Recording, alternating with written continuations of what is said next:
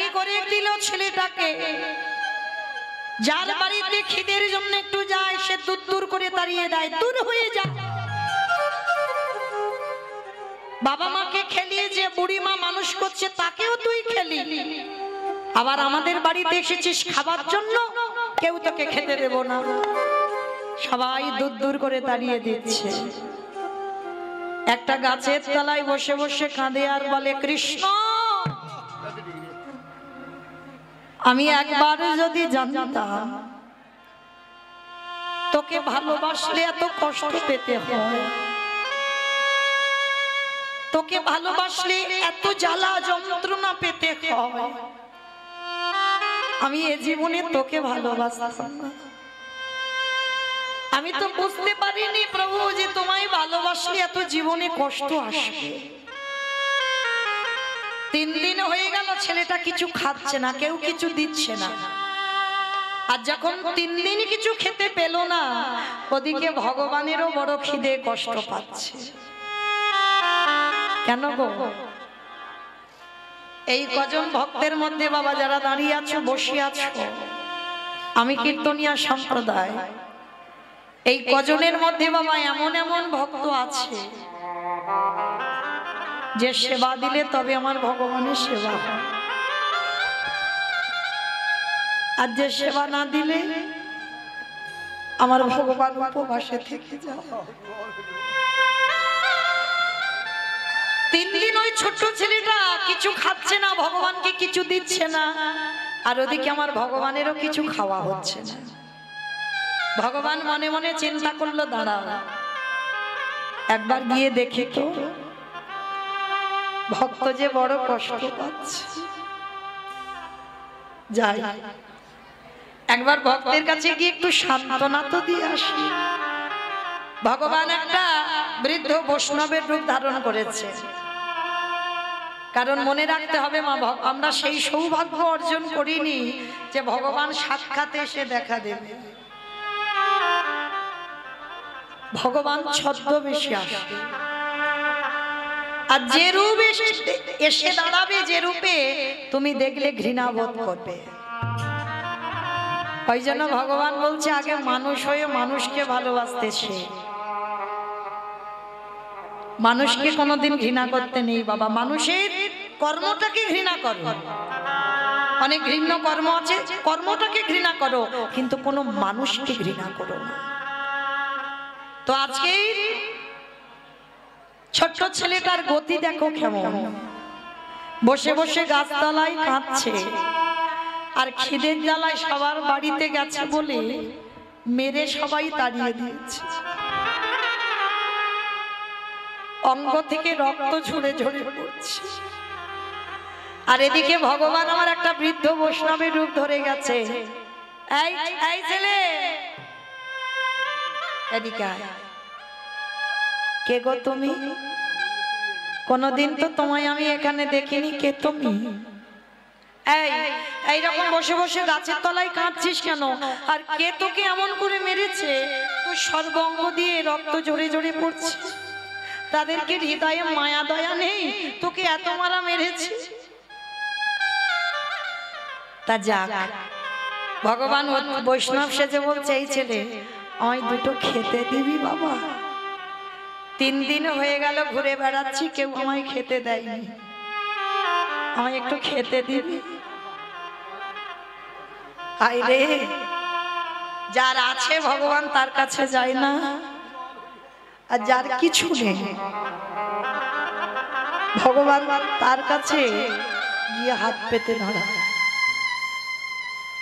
কারণ বাবা যার আছে তো সে দেয় না, ভগবান যাবে কি করে? আর যার কিছু নেই সে দেওয়ার জন্য কাঁদে। আজকের এসে দাঁড়িয়েছে ভগবান অতিথি রূপে, দে না বাবা কিছু খেতে। হ্যাঁ গো, তুমি আমার কাছে চাইছো? তুমি জানো তোমাকে দেওয়ার মতো আমার কাছে কি আছে? আমার জন্মের আগে আমার বাবাকে খেয়েছি, জন্ম দিতে গিয়ে আমার মাকেও আমি খেয়ে নিলাম, যে বুড়ি মা মানুষ করলো তাকেও খেয়ে নিলাম, আর যার বাড়িতে যাই সে দূর দূর করে দাঁড়িয়ে দেয়, বলে আমার লক্ষণ ভালো নয়। আর যার বাড়িতে যাব তার বাড়ি নাকি ধ্বংস হয়ে যাবে। ওই জন্য সবাই মিলে মেরে আমায় বাড়ি থেকে বের করে দিয়েছে। আমি তোমায় কি দেব বলো, আমার কাছে তো কিচ্ছু নেই। ভগবানের চোখে এলো জল। এরকম ভক্ত আছে।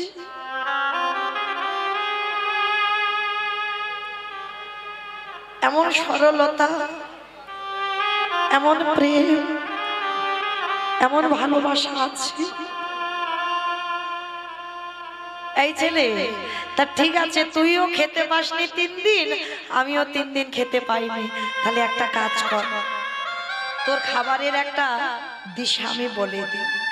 একটু দূরে যাবি, ওইখানে গিয়ে দেখবি একটা আশ্রম আছে। ওই আশ্রমে অনেক ছোট ছোট বাচ্চারা থাকে। যা, আজকে থেকে তুই ওই আশ্রমে গিয়ে থাকবি। আচ্ছা বাবা ঠাকুর, আমি আশ্রমে গেলে থাকতে দেবে কেন? আমার তো কেউ নেই গো জগতে, আমি যে অনাথ। আশ্রমে থাকতে গেলে বংশ পরিচয় তো কিছু লাগবে, আমার তো কিচ্ছু নেই। কে বলেছে? শোন, তোর কাছে যেটা আছে সবার কাছে সেটা নেই। সেটা কি গো মা? যেটা হলো ভক্তি। ওইটাই দিয়ে তো ভগবানকে জয় করা যায়। পাণ্ডিত্য দিয়ে পাওয়া যায় না ভগবানকে।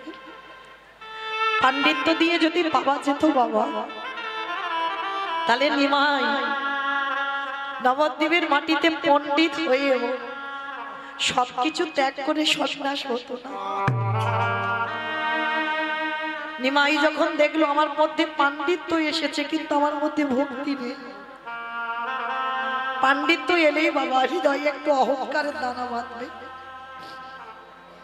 ওই জন্য পাণ্ডিত্য থাকলে ভজন হবে না, পাণ্ডিত্য এলেই তোমার ভক্তি চলে যাবে। যার জন্য নিমাই যখন বুঝতে পেরেছিল বাবা সবকিছু পাণ্ডিত্য ত্যাগ করে দিয়ে সব ছেড়ে দিয়ে চলে গেল। হা কৃষ্ণ, প্রাণ কৃষ্ণ বলে কেঁদে বেড়াল। তা আজকে ছেলেটাকে বুঝিয়ে দিয়ে ভগবান কিছুক্ষণ পরে অন্তর্ধান হয়ে চলে গেল। আর ওই ছোট ছেলে ছুটতে ছুটতে গিয়ে ওই আশ্রমটা ছিল গুরু রামানন্দ ঠাকুরের আশ্রম। আর একেবারে রামানন্দের চরণে পড়ে একেবারে আছাড় খেয়ে পড়ে ডাকলো, গুরুদেব। কে তুই? আমার পা দুটো জড়িয়ে ধরে কাঁদছিস কেন? নাম কি? থাকিস কোথায়? বাবা মাকে? বাড়ি কোথায়? অনেক প্রশ্ন। ছোট্ট ছেলেটার একটাই উত্তর, আমি অনাথ, আমার কেউ নেই। এই জন্য আমার পা দুটো জড়িয়ে ধরলি? হ্যাঁ রে বাবা, আমার আশ্রমে থাকতে গেলে কিছু নিয়ম আছে। ভালো গুরুদেব, আমায় কি করতে হবে? আমি করব। শোন, আমার এই গুরু আশ্রমে থাকতে গেলে তাকে মুষ্টি ভিক্ষা করতে হবে। আমার মুষ্টি ভিক্ষার একটা নিয়ম আছে।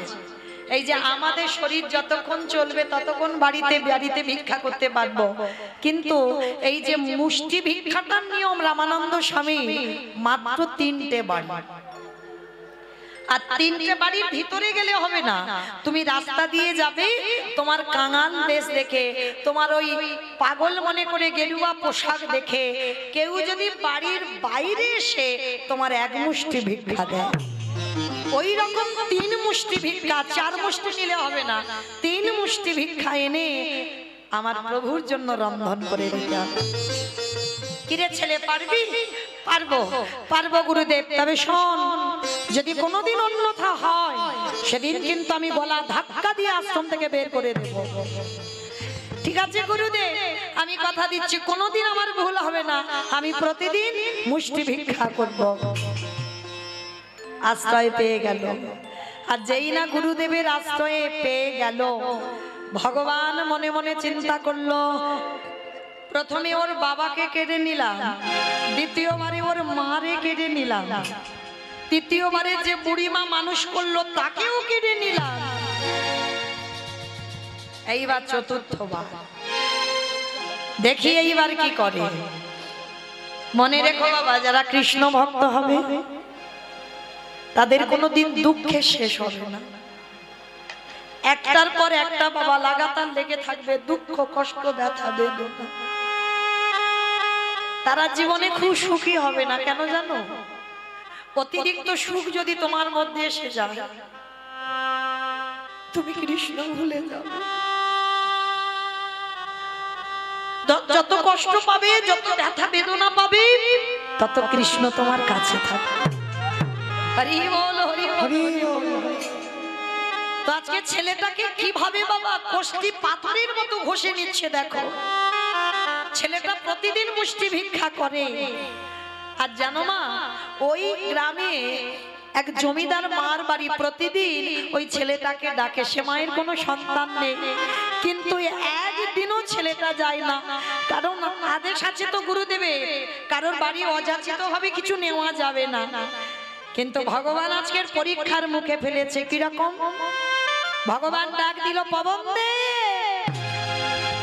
বরুণ দে, ইন্দ্রদেব, যাও তোমরা এমন করে ঝড় বৃষ্টি তুলবে, ওই ঝড় বৃষ্টিতে যেন আমার ভক্ত আর আশ্রম থেকে বেরোতে না পারে। তারপরে দেখো কি হয়।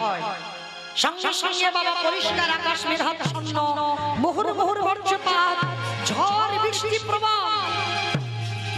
রামানন্দ স্বামী ডাকছে, এই খোকা, এখনো এখানে বসে আছিস? তুই মা ধুকুরিতে যাবি না? গুরুদেব, এত ঝড় বৃষ্টি, এই বড় বড় গাছ ভেঙে পড়ে যাচ্ছে, আর এই ঝড় বৃষ্টিতে কে আমায় দেখতে পাবে, কে আমায় মুষ্টি ভিক্ষা দেবে? গুরুদেব, আপদার্থ, আমি তোকে বারবার বলেছিলাম গুরু বাক্য লঙ্ঘন করা যাবে না, তোকে রোজ মুষ্টি ভিক্ষা করতে হবে। যাচ্ছি যাচ্ছি গুরুদেব, তুমি বকো না, আমি এক্ষুনি যাব। ওই ঝড় বৃষ্টি বাদল মাথায় নিয়ে ছেলেটা বেরিয়ে পড়লো। আর যখন প্রচুর ঝড় বৃষ্টি হয় মা, কেউ কি বাড়ি থেকে বেরোয়? সারা গ্রাম ঘুরছে, কেউ এক মুষ্টি ভিক্ষা দিচ্ছে না। ঝড় বৃষ্টিতে তো সবাই বাড়িতে আছে, কে দেবে? হঠাৎ বাবা ওই ছোট্ট ছেলেটার মনে পড়ে গেল, গুরুদেব তো ঘরে আশ্রমে আছে, গুরুদেব তো দেখতে পাচ্ছে না। আমি একটা কাজ করি, ওই গুরু, ওই যে জমিদার মা প্রতিদিন আমাকে ডাকে সন্তান স্নেহে, আজকের ওই জমিদার বাড়িতে যাব। আর জমিদার বাড়িতে গিয়ে কিছু জিনিস অযাচিত ভাবে আমি চেয়ে আনব। আর গুরুদেব তো জানে না, উনি কি আর দেখতে পাবে?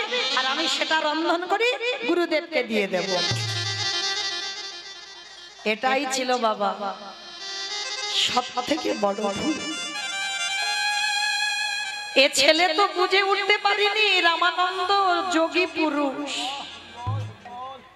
আশ্রমে বসে থাকলে কি হবে বাবা? চোখ দুটো বন্ধ করলে ত্রিনয়নে বাবা সব কিছু দেখতে পেয়ে যায়। সেইটা ওই ছেলেটা বুঝতে পারলো না, অযাচিত ভাবে জমিদার মার কাছ থেকে অনেক চাল ডাল নিল। আর চাল ডালের পুটলিটা নিয়ে আশ্রমে ফিরে এসে রন্ধন করে যেমন গুরুদেবকে দেয় গুরুদেবকে দিয়েছে। আর গুরুদেব যেমন ভোগ লাগায় আজকে ঠিক সেইভাবে ভোগ লাগাচ্ছে। আসন পেতে দিয়েছে, ডালাটা নিবেদন করেছে, আর নিজেই দুয়ারে বসে ধ্যানাযোগে দেখতে পাচ্ছে যে ভগবান প্রতিনিয়ত আসনে বসে দেখতে পায় রামানন্দ নিজের চোখে, যে প্রভু আসনে বসে প্রসাদ পাচ্ছে। কিন্তু আজকে রামানন্দ স্বামী দেখছে ভগবান আসনে বসে প্রসাদ পাচ্ছে। এ কি হলো? তবে কি আমার এই প্রসাদের থালাতে কোনো ত্রুটি হলো? ফেলে দিয়েছে, ওটা বাদ দিয়ে নতুন করে আবার পারস সাজিয়েছে, সাজিয়ে আবার নিবেদন করেছে।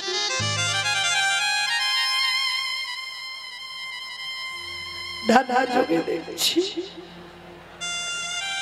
ভগবান আসনে বসছে। দৈব মানে করলো রামানন্দ তুমি প্রতিদিন মুষ্টি ভিক্ষা দাও বলে আমি তোমার আশ্রমে প্রসাদ পাবো, কিন্তু আজকে তোমার শিষ্য ঘোর অন্যায় করে ফেলেছে। আজকে তোমার শিষ্য অযাচিত ভাবে লোকের বাড়ি থেকে হাত পেতে চেয়েছে, আর এই লোকের বাড়িতে হাত পেতে চেয়ে যে আমার সেবা দেয়, আমি সে প্রসাদ তো কোনোদিন গ্রহণ করি না। শোনো রামানন্দ, তুমি মুষ্টি ভিক্ষা দাও বলে আমি তোমার আশ্রমে প্রসাদ পাই, আর আজকে থেকে আমি তোমায় বলে রাখলাম, আজকের পর থেকে কোনোদিন তোমার এই আশ্রমে আমি প্রসাদ পাবো না, পাবো না, পাবো না। গুরুদেব রাগান্বিত হয়ে ছেলেটাকে ডাক দিয়েছে, এদিকে আয়, আগে শিগগিরই এদিকে আয়, সত্যি করে বল তুই মুষ্টি ভিক্ষায় গিয়েছিলিস? বাবা, যারা দেখবেন ছোট বাচ্চা তারা মিথ্যা কথাটা আগে বলে না, সত্যিটা আগে বলে ফেলবে, তারপরে মিথ্যা বলবে। যেই না গুরুদেব চেপে ধরেছে, শিষ্য এসে বলছে, গুরুদেব, গুরুদেব জানো আজকের এই ঝড় বৃষ্টিতে আমি তো কোথাও যেতে পারিনি, কেউ তো আমায় দেখতে পাইনি। আর জানো গুরুদেব, আমি এক জমিদার বাড়িতে গিয়েছিলাম, আর সেই জমিদার মা আমাকে অনেক ভিক্ষা দিয়েছে। জানো গুরুদেব, আমাকে আর এক সপ্তাহ ভিক্ষায় যদি না যায়, আমাদের আশ্রমে কোনো অসুবিধা হবে না। অপদার্থ, তোর এত বড় স্পর্ধা, তুই গুরু বাক্য লঙ্ঘন করলি। আমি তোকে বলেছিলাম আমার আশ্রমে সেবা দিতে গেলে মুষ্টি ভিক্ষা লাগবে, তুই ভুলে গেলি আমি যোগী পুরুষ, আমি মুষ্টি ভিক্ষা দিয়ে সেবা দিই বলে প্রভু সেবা পাই। আজকে তোর মতো শিষ্যের জন্য আমার ভজন নষ্ট হয়ে গেল, তোর মতো শিষ্যের জন্য আমার প্রভু আর আশ্রমে প্রসাদ পাবে না। বেরিয়ে যা, এক্ষুনি আমার এই আশ্রম থেকে দূর হয়ে যাবে। চরণটা গুরুদেবের জড়িয়ে ধরেছে। গুরুদেব, গুরুদেব আমাকে মারো, আমাকে মারতে মারতে তুমি মেরে ফেলে দাও, কিন্তু তুমি চরণ ছাড়া করো না, পাটা ছেড়ে দে, পাটা ছেড়ে দে বলছি, পাটা ছেড়ে দে। মানল সজোরে একটা শিষ্যের পিঠে লাথি।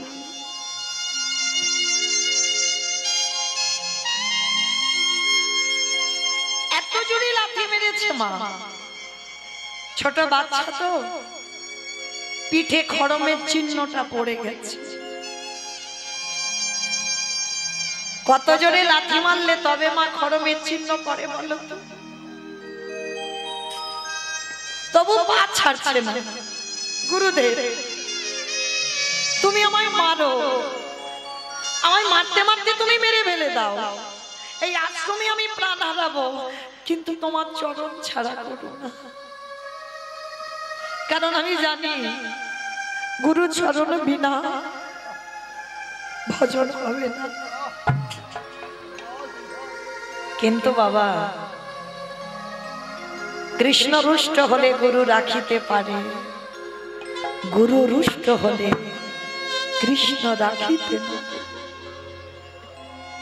যদি কোনো শিষ্যের উপরে গুরু রুষ্ট হয়ে যায়, তার ভজন সব শেষ। গুরুদেব লাথি মেরেছে, ওটা আশীর্বাদ ভেবে নিয়েছে, পা দুটো জড়িয়ে ধরেছে, আমাকে মেরো না, কিন্তু আমাকে তাড়িয়ে দিও না, যেটা বলবে আমি করবো, কিন্তু তাড়িয়ে দিও না। গুরুদেব, তোমার চরণ বিনা আমার কেউ নেই। তবে রে, এত করে লাথি মারলাম তবু যাচ্ছিস না, তবু আমার পা দুটো জড়িয়ে ধরে আছিস। এমন শিষ্যের মুখ দেখাও মহাপাপ, তোর মতো শিষ্যের জন্য আমার ভজন নষ্ট হয়ে গেল। পা যখন এখনো ছাড়ছিস না, আমি এই মুহূর্তে তোকে অভিশাপ দিলাম, গুরু বাক্য অমান্য করার অপরাধে তোকে এর পরের জন্মে যেতে হবে একটা মুচির কুলে। যেই না বলেছে মুচির কোলে, শুধু মুচির কোলে যাবি না, এই মুহূর্তে আমি তোকে অভিশাপ দিলাম, তোর আজকে মধ্যে তোর জন্ম হয়ে যাক শেষ। না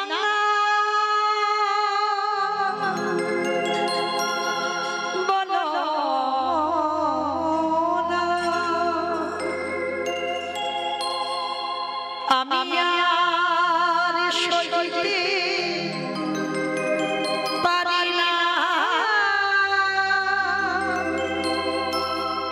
আমি আর সইতে পারি না। না বলো না। বেরিয়ে যা, এই মুহূর্তে তুই বেরিয়ে যাবি দুয়ার থেকে। আমি আর সহিতে পারি না,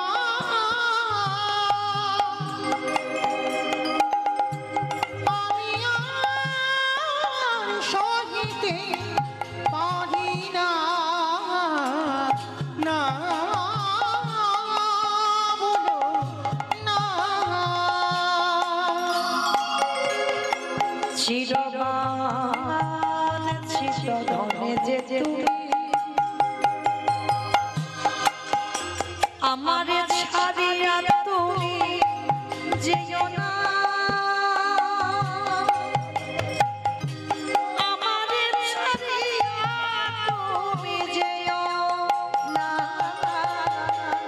চিরবান ছিত ধন যে তুমি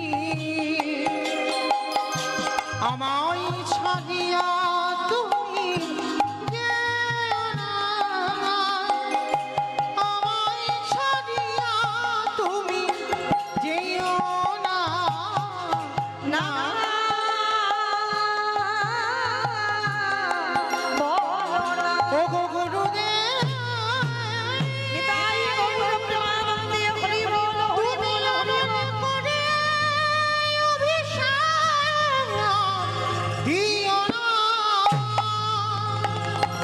আমি যে শহীদে পারিব না। কি অভিশাপ দিল, শুধু লাথি মারলো না, তোর জন্ম হবে মুচির কুলে। আজকে 24 ঘন্টার মধ্যে তোর জীবন হবে শেষ। এতক্ষণ যে ছেলেটা চরণ ধরে কাঁদছিল, পাটা ছেড়ে দিয়েছে। ঠিক করেছ গুরুদেব, তুই ঠিক করেছ। আমার মতো পাপীর কোনো অধিকার নেই তোমার চরণ সেবা করার। গুরুদেব, এই যে তুমি আমায় অভিশাপ দিলে আমি মুচি খুলে যাব, কিন্তু গুরুদেব তোমার চরণে আমার নিবেদন। আমি রামে জানি না, নারায়ণে জানি না, আমি কৃষ্ণ জানি না, আমি ওই মুচি কুলে গিয়ে যেন আমি গুরু চরণ ভুলে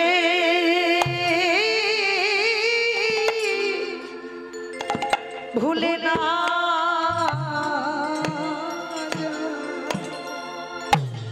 আমি যে চরণে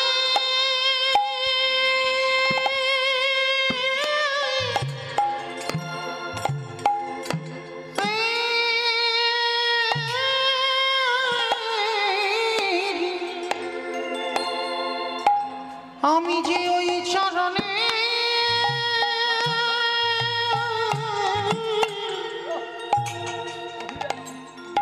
বড়ই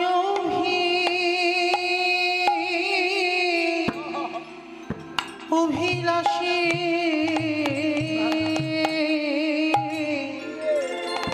ওগো গুরুদেব,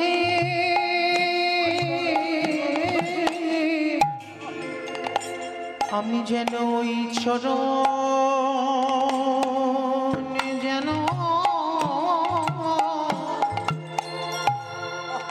কোনোদিনও ভুলে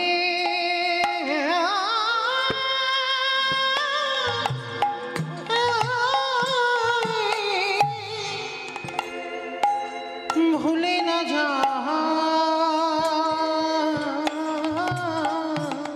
ওগো দয়াল গুরুদেব, নদীর ঘাটে নৌকা যদি নানা বাঁধা থাকে, যদি গুরু রূপে কান্ডারি, যদি তোমার ওই নৌকা খানা পেয়ে নিয়ে না যায়, তাহলে বলো বলো কলির জি আমাদের কৃষ্ণ চরণ বাবা না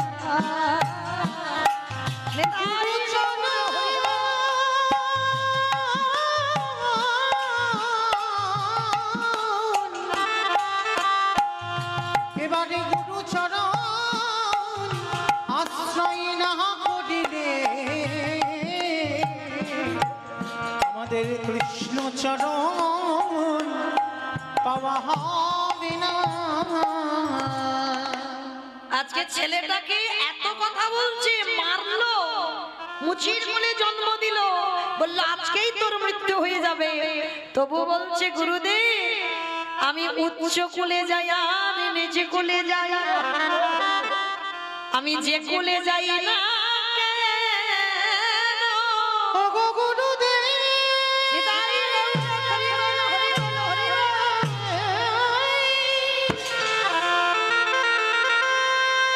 যে কুলে জন হোক না কেন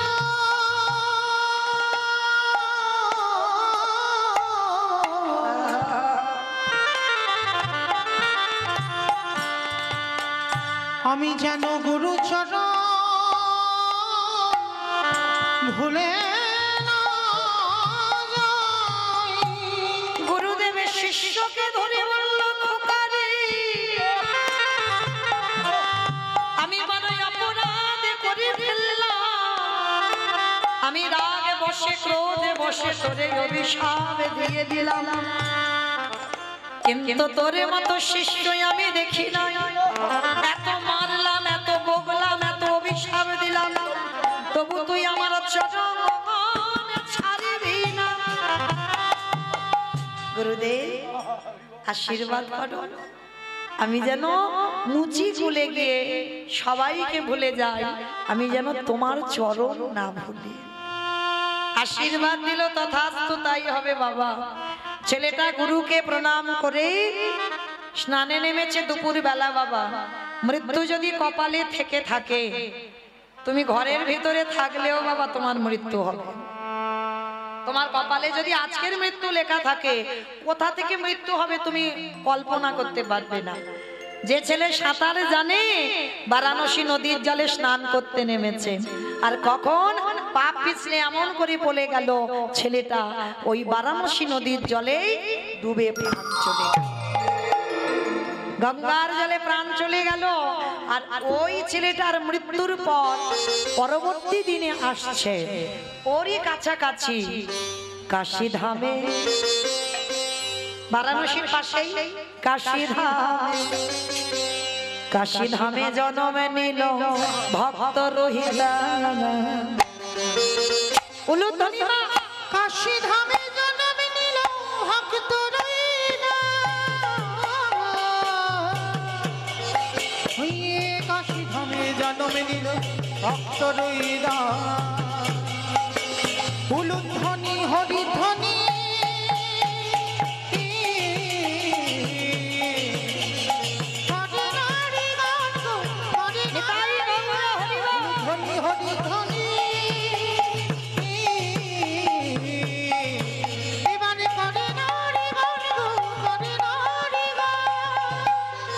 ঢাকে বাজে ঢোলক বাজে, ঢাকে বাজে ঢোলক বাজে মা দোলে দিলো, ঢাকে বাজে ঢোলক বাজে মা দোলে দিলো, ঢাকে বাজে ঢোলক বাজে মা দোলে দিলো, ঢাকে বাজে ঢোলক বাজে মা দোলে দিলো, উলুধ্বনি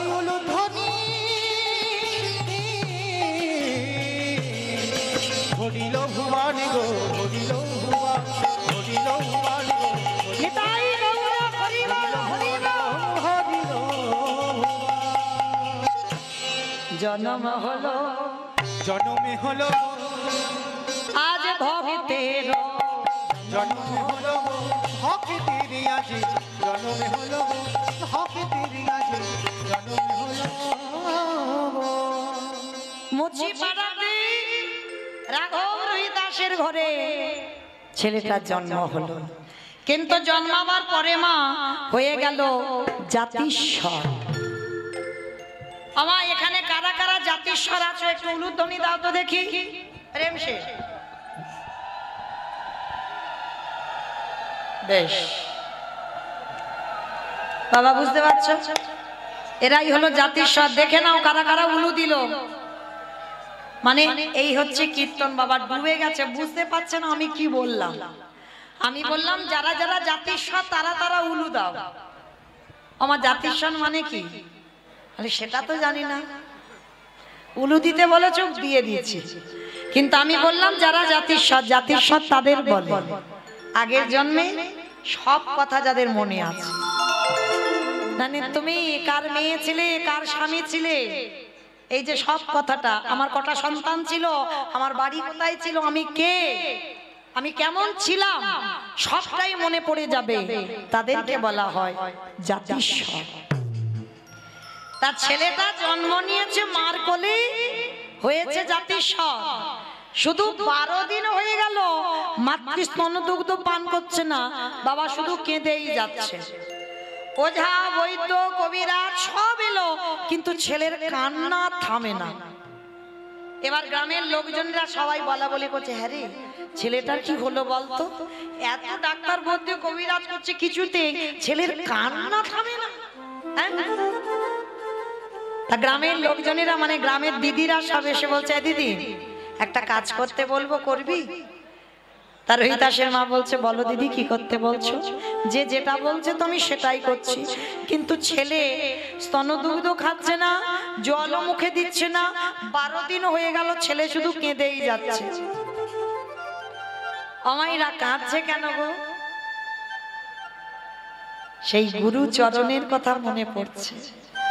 12 দিনের ছেলে তো কথা বলতে পারে না, সে গুরু চরণ বলতে পারছে না, মা কেঁদেই পাগল। তা সবাই এসে দেখলো ছেলের কান্না থামছে না। তা গ্রামের দিদিরা এসে বলছে, শোন দিদি একটা কাজ কর, আমাদের একটু দূরে ওখানে বারাণসীতে গুরু রামানন্দ স্বামীর আশ্রম আছে, চল তো একবার তোর ছেলেটাকে নিয়ে যাই। আর যেই না বলেছে রামানন্দ, ওই আওয়াজটা যেই ছেলের কানে গেছে, ছোট্ট 12 দিনের ছেলে খিলখিল করে হেসে উঠল।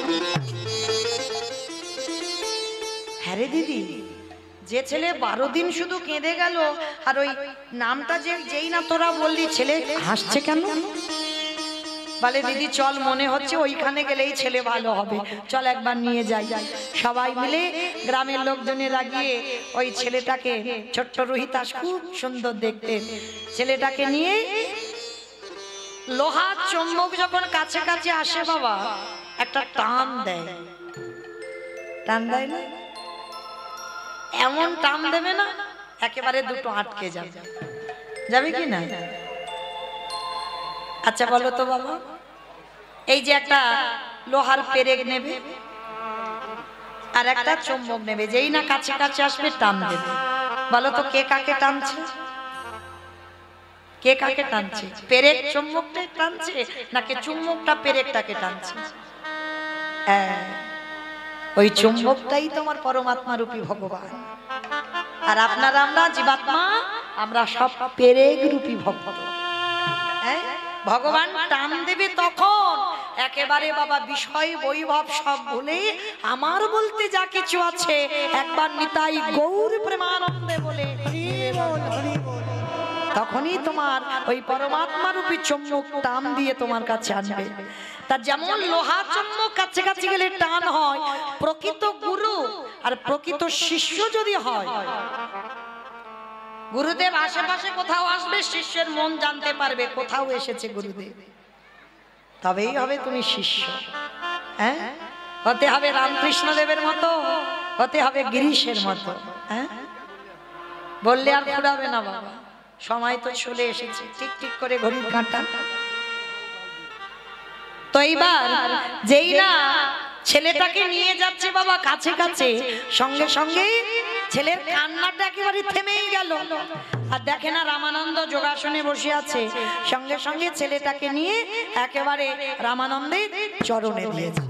আর যেই না চরণে দেওয়া সঙ্গে সঙ্গে বলছে, আরে তোলো তোলো তোলো তোলো তোলো, আরে বাচ্চাটাকে মাটিতে ফেললে কেন, তোলো তোমরা। কেউ যখন তুলছে না, রামানন্দ স্বামী ওই বাচ্চাটাকে নিয়ে,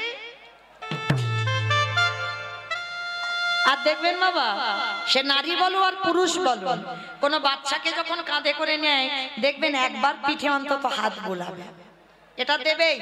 তা যেই না রামানন্দ স্বামী ছেলেটার পিঠে হাতটা বুলিয়েছে, আর হাতটা দিয়েই সঙ্গে সঙ্গে চমকে উঠেছে, কে কে, সত্যি করে বল তুই কে, আজকের কে তুই আমার কোলে উঠেছিস। অমাইরা চমকে উঠলো কেন গো? সেই যে আগের জন্মে লাথিটা মেরেছিল, শিষ্যের পিঠে খরমের দাগটা পুরোপুরি পিঠে আছে। যেই না পিঠে হাত বুলিয়েছে, শিষ্যকে নিয়ে বলছে, ওরে আমি বুঝতে পেরেছি তুই সেই শিষ্য আমার, তুই আমার আদর্শনে 12 দিন ধরে কাঁদলি, জলস্পর্শ করলি না, স্তন দুগ্ধ মুখে দিলি না, তোর প্রতিজ্ঞা আমার চরণ দর্শন করে তবে তুই স্তন দুগ্ধ পান করবি। ছোট্ট অবলা শিশু বললেন, ওগো দয়াল গুরুদেব, সেই যদি কৃপা করে দেখা দিলে, তবে 12 দিন পরে দিলে কেন, সেই যদি দেখা দিলে 12 দিন পর দিলে কেন, 12 দিন আমি তোমার জন্য কষ্ট পেয়েছি। ছেলেটাকে নিয়ে কাঁদছে গুরু রামানন্দ, আর এরা বাবা মা গ্রামের লোকজনরা মাথায় হাত দিয়ে বসে আছে, মা এদের কি চলছে আমরা তো বুঝতে পারছি না। কারণ এরা যে আগের জন্মে গুরু শিষ্য, কারণ শিষ্যের মৃত্যু হয়ে রইতাস, কিন্তু রামানন্দ স্বামীর এখন মৃত্যু হয়নি। তা যেই না ছেলেটাকে নিয়ে কাঁদছে, 12 দিনের ছেলের কানে বাবা আসল কাজটা দিয়ে দিল। ছেলেটার মাথায় হাত দিয়ে বলছে, শোন খোকা, এক মুখে আমি তোরে অভিশাপ দিয়েছি তুই মুচি খুলে যাবি, আর এক মুখে আমি এই মুহূর্তে তোরে আশীর্বাদ দিলাম, এই জগতে যত কৃষ্ণ প্রেম কৃষ্ণ ভক্তি তোর মধ্যে উদয় হোক, উদয় হোক, উদয় হোক। কি আশীর্বাদ, জগতে যত কৃষ্ণ প্রেম ভক্তি ওই ছেলেটার মধ্যে উদয় হবে। এক মুখে অভিশাপ, এক মুখে আশীর্বাদ। এইবার ছেলেটাকে ওই কানে ওই কাজটা করে দিল না, দেহ শুদ্ধ হয়ে গেল, দিয়ে বলছে, রাঘব চলো তোমার ছেলেকে তোমার বাড়িতে একটু দিয়ে আসি। গুরুদেব, না না না, আমরা মুচি, আমরা ছোট যা, ওই কথা বলো না। আমাদের ঘরে গেলে আমরা যে ঘাটে ঘাট সরি সে ঘাটে কেউ যায় না, আমরা ছোট জাত বলে আমাদের সঙ্গে কেউ মেলামেশা করে না, আমাদের নিজ কুলে জন্ম। চুপ, একটা কথা বলবি না। মুচি হয়ে সচি হয়ে যদি কৃষ্ণ ভজে, যদি কৃষ্ণ ভজে, সচি হয়ে মুচি হয়, যদি কৃষ্ণ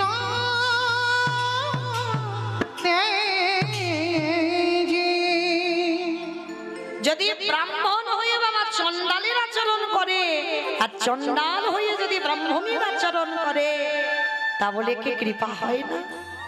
হ্যাঁ, আমি চক্রবর্তী, আমি ভট্টাচার্য মুখার্জি বলেই যে আমি ব্রাহ্মণ হব না। ভাগবত আশ্রয় যারা করেছেন ব্রাহ্মণ সবাই হতে পারবে, যদি বেদ অধ্যয়ন করতে পারো, মন্ত্র পাঠ করতে পারো, যদি ব্রহ্মত্ব অর্জন করতে পারো, তাহলেই তুমি ব্রাহ্মণ। হ্যাঁ, আমি চক্রবর্তী মুখার্জি বলে যে ব্রাহ্মণ না। হরি বল। তো আজকে সেই ছেলেটাকে নিয়ে ওই বস্তি পাড়াতে, গুরুদেব বলছে চুপ করে একটা কথা বলবে না, আমার ভগবানের কাছে কোনোদিন জাত বিচার নয়, ওটা মানুষের কাছে হয়। চলো, তা 12 দিনের ছেলেটাকে কোলে করে নিয়ে আজকে রেখে এলো। হরি বল।